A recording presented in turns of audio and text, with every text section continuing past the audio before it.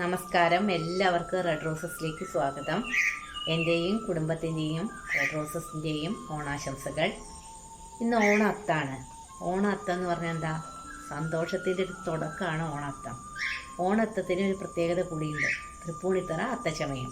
അതിനെപ്പറ്റി ഞാൻ ഒരു വീഡിയോ ചെയ്തിട്ടുണ്ട് ഓണത്തിനെ പറ്റിയിട്ട്. അപ്പോൾ അതിൽ തൃപ്പൂണിത്തറ അത്തച്ചമയത്തിനെ പറ്റി പറയുന്നുണ്ട്. അപ്പോൾ നിങ്ങൾ ആ വീഡിയോ ഒന്ന് സെർച്ച് ചെയ്ത് നോക്കൂ. ഞാൻ അതിൻ്റെ ലിങ്ക് ഡിസ്ക്രിപ്ഷനിൽ ഇടാം. പിന്നെ എന്തൊക്കെയുണ്ട് വിശേഷം?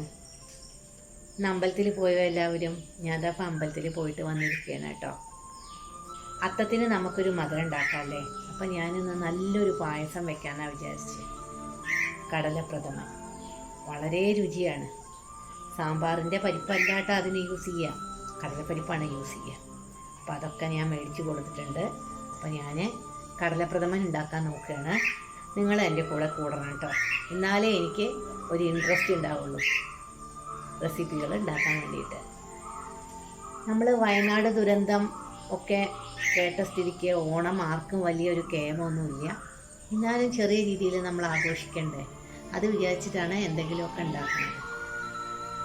വളരെ വിഷമമുണ്ട് ആ കാര്യത്തിൽ. എന്താ ചെയ്യാതെ? പ്രകൃതിയുടെ ഓരോ ദുരന്തങ്ങളല്ലേ, നമുക്കത് തടുക്കാൻ പറ്റില്ല. എന്നാലും അവരെ നമ്മൾ പറ്റണ വിധത്തിൽ സഹായിക്കുക, ചെറിയ വിധത്തിൽ നമ്മൾ ഓണം ആഘോഷിക്കുക. അങ്ങനെയൊക്കെ നമ്മൾ അവരുടെ ഒപ്പം ഒത്തുകൂടിയിട്ട് അവരുടെ ദുഃഖത്തിൽ പങ്കുചേരുക. അപ്പം നമ്മൾക്ക് ഈ പായസം ഉണ്ടാക്കാൻ നോക്കിയാലോ അല്ലേ? നമ്മുടെ അടുക്കളയിലേക്ക് പോവാം. കടലപ്രഥമൻ ഉണ്ടാക്കാനായിട്ട് 250 ഗ്രാം കടലപ്പരിപ്പാണ് ഞാൻ എടുത്തിരിക്കുന്നത്. കുറച്ച് നേരം നമ്മൾ കടലപ്പരിപ്പ് വെള്ളത്തിലിട്ട് വെച്ചിരുന്നു. 2 മണിക്കൂർ ഞാൻ കുതിർത്തി വെച്ചിട്ടുണ്ടായിരുന്നു കേട്ടോ. അതിനുശേഷം ഇത് നന്നായി കഴുകി 1 കപ്പ് വെള്ളത്തിൽ ഇതൊന്ന് വേവിച്ചെടുക്കാം. വീഡിയോസ് ലെങ്തി ആവാതിരിക്കാൻ വേണ്ടിയിട്ടാണ് ഞാൻ കടലപ്പരിപ്പ് വെള്ളത്തിലിടുന്നതും കഴുകണതും ഒന്നും കാണിക്കാത്തത്. അപ്പോൾ നമുക്ക് കടലപ്പരിപ്പ് വേവിക്കാൻ വയ്ക്കാം. ഒരു 6 വിസിൽ വേണം കേട്ടോ. അപ്പം ഞാൻ അടുപ്പത്ത് വെച്ചു കുക്കർ. ആദ്യം വിസിൽ വരുന്നവരെ ഹൈ ഫ്ലെയിമിൽ വെക്കണം. വിസിൽ വരാൻ തുടങ്ങിയാൽ ഇത് ലോ ഫ്ലെയിമിലാക്കണം കേട്ടോ. 6 വിസിൽ നിർബന്ധമാണ്, എന്നാലേ ഇത് നന്നായിട്ട് വെന്ത് കിട്ടുള്ളൂ. കടലപ്രഥമനിൽ നമ്മൾ കുറച്ച് സാബൂനരി കൂടി ഉപയോഗിക്കുന്നുണ്ട്. സാബൂനരി ഒരു 50 ഗ്രാം ഞാൻ വേവിക്കാൻ വെച്ചിട്ടുണ്ട്. എന്നാൽ നല്ല കൊഴുപ്പ് കിട്ടും പായസത്തിന്. അപ്പം അതൊന്ന് വെന്ത് കിട്ടിയാൽ നമുക്ക് ഇത് ഓഫ് ചെയ്യാം. കടലപ്രഥമനുള്ള കടലപ്പരിപ്പ് വേകുമ്പോഴേക്കും നമ്മുടെ സാബൂനരി ഇവിടെ വെന്ത് കഴിഞ്ഞു കേട്ടോ. ഇനി എന്തൊക്കെ ഇൻഗ്രീഡിയൻസ് ഞാൻ പറയാം. 1.5 തേങ്ങ എടുത്തിട്ടുണ്ട്. അതായത് 1 തേങ്ങ ഫുള്ളും ബാക്കി 1/2 തേങ്ങ. അതിൻ്റെ 2ാം പാല്, നല്ല കട്ടിയുള്ള 1ാം പാല്, 250 ഗ്രാം ശർക്കര പാനിയാക്കിയത്, തേങ്ങാക്കൊത്ത്, ഏലക്കായ, അണ്ടിപ്പരിപ്പ്, കിസ്മിസ്. ഇത്രയും സാധനങ്ങളാണ് വേണ്ടത്. ഒരു 6 വിസിലായപ്പോൾ നമ്മുടെ കടലപ്പരിപ്പ് കണ്ടോ ഇങ്ങനെ നന്നായി വെന്തു. കുറച്ചിങ്ങനെ തരി കിടക്കുന്നത് സ്വാദാണ് കേട്ടോ പായസത്തിൽ. അത് നമുക്കിങ്ങനെ കടിക്കാനായിട്ടേ. അപ്പം നമുക്ക് ഇനി ഇതുണ്ടാക്കാൻ നോക്കാം. ഉരുളിയിലേക്ക് ഞാൻ 1 ടേബിൾ സ്പൂൺ നെയ്യ് ഒഴിച്ചു. ഇതിലേക്ക് നമുക്ക് ഈ കടലപ്പരിപ്പ് ഒഴിച്ചു കൊടുക്കാം വേവിച്ചത്. ഇനി ഇതിൽ കിടന്ന ഒന്നിങ്ങനെ നെയ്യിൽ വരളണം. അപ്പം ഇനി ഇത് വെന്തോളൂ കേട്ടോ.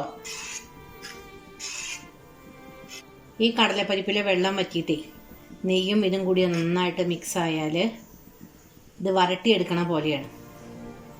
അപ്പോൾ പായസത്തിനൊരു വല്ലാത്ത ടേസ്റ്റാണ്. നമുക്കിതിങ്ങനെ വേണമെങ്കിൽ കുറേശ്ശെ ഉടച്ചു കൊടുക്കാം. ഇത് ബോയിലായി തുടങ്ങി. ഇതിലേക്ക് നമുക്ക് ശർക്കര പാനി ഒഴിക്കാം. അപ്പോൾ എല്ലാം കൂടിയിട്ട് ഒരു മിക്സ് ആവും. ഈ പായസം ഉണ്ടാക്കാൻ വളരെ എളുപ്പമാണ്. കാരണം എന്താ വെച്ചാൽ നമ്മൾ ശർക്കര ആദ്യം പാനിയാക്കുക, പിന്നെ പരിപ്പ് വെള്ളത്തിലിട്ട് വേവിക്കുക ഒക്കെ ചെയ്ത് കഴിഞ്ഞാലുണ്ടല്ലോ പായസത്തിൻ്റെ പരിപാടി വേഗം കഴിയും. തേങ്ങാപ്പാൽ എടുത്തു വയ്ക്കുക, ഇതത്ര വലിയ ബുദ്ധിമുട്ടുള്ള കാര്യമൊന്നുമല്ല, തികച്ചും സിമ്പിളാണ്. ശർക്കര നമ്മളെപ്പോഴും പാനിയാക്കിയതിന് ശേഷം അരിച്ചൊഴിക്കണമെന്ന് മാത്രം. അതിൽ കല്ലും മണ്ണൊക്കെ ചിലപ്പോൾ ഉണ്ടായിന്ന് വരും. ഇനി നെയ്യും ശർക്കരയും ഈ കടലപ്പരിപ്പും കൂടിയിട്ട് നമുക്കൊന്ന് വരട്ടിയെടുക്കാം. എന്നിട്ട് കുറച്ചായിട്ട് തേങ്ങാപ്പാൽ ഒഴിക്കാം. സാബുനരി വേവിച്ച് വെച്ചത് ഒഴിക്കാം. നമ്മൾക്ക് എത്രമാത്രം വെള്ളം വേണം പായസത്തിൽ അതിനനുസരിച്ച് നമുക്കത് വറ്റിച്ചെടുക്കാം. ഈ പായസത്തിൻ്റെ മിക്സിലേക്ക് നമുക്ക് സാബുനരി വേവിച്ചത് ഇട്ട് കൊടുക്കാം കേട്ടോ. സാബുനരി വല്ല ഗ്ലാസി ലുക്കാണ്. വെന്ത് കഴിയുമ്പോൾ ഭയങ്കര കൊഴുപ്പും വരും സാബുനരി ഇട്ട. കുറച്ചേ ചേർക്കാവൂ കേട്ടോ സാബുനരി. അധികം ചേർത്താൽ പായസം വലിയ കട്ടയായി മാറുകയും. ഞാൻ ആകെ 50 ഗ്രാമാണ് എടുത്തത്.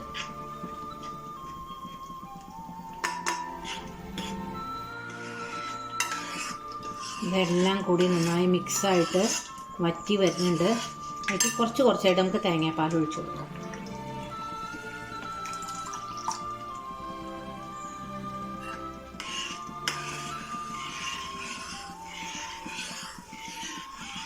കുറച്ചായിട്ട് വറ്റിച്ചെടുക്കാം കേട്ടോ.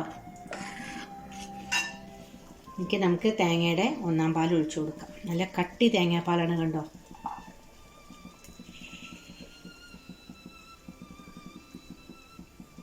ഒന്നാം പാൽ എപ്പോഴും നല്ല കട്ടിയായിട്ട് എടുക്കണം. ഈ ഒരു ചെറിയ തിളച്ചാൽ നമുക്കിത് ഓഫ് ചെയ്യാം. 1-ാം പാൽ ഒഴിച്ച് ഇത്ര തിളച്ചാൽ മതി. നമുക്കിത് ഓഫ് ചെയ്യാം. ഇനി നമുക്ക് വറുത്തിടാം.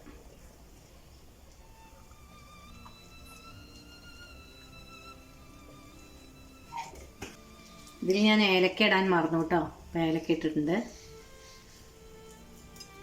നെയ്യ് ചൂടായി. ആദ്യം നമുക്ക് തേങ്ങാക്കൊത്ത് മൂപ്പിച്ചെടുക്കാം. അല്ലെങ്കിൽ അണ്ടിപ്പരിപ്പ് മുന്തിരിങ്ങയൊക്കെ കരിയും. തേങ്ങാക്കൊത്തിനല്ലേ നല്ല മൂപ്പ് വേണ്ടത്.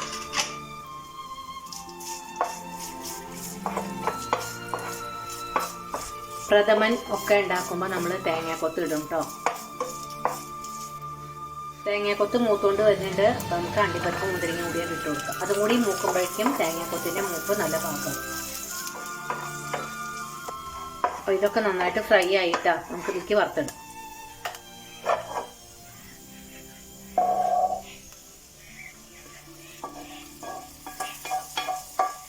ഇത്രയേ ഉള്ളൂ പായസം. So simple. കടലപ്രഥമൻ ഇവിടെ റെഡി. അപ്പോൾ ഓണത്തിന് നമുക്ക് കടലപ്രഥമൻ കൂടിയിട്ട് സദ്യ ഉണ്ണാം. എല്ലാവരും ഇത് ട്രൈ ചെയ്യൂ. വളരെ സിമ്പിളാണ്, വളരെ ടേസ്റ്റിയാണ്. പുതിയ വെറൈറ്റി വീഡിയോസ് നിങ്ങൾ ഇനിയും എൻ്റെ കയ്യിൽ നിന്ന് പ്രതീക്ഷിച്ചോളൂ. നമുക്ക് പുതിയ വെറൈറ്റി വീഡിയോ ആയിട്ട് അടുത്ത് തന്നെ കാണാം.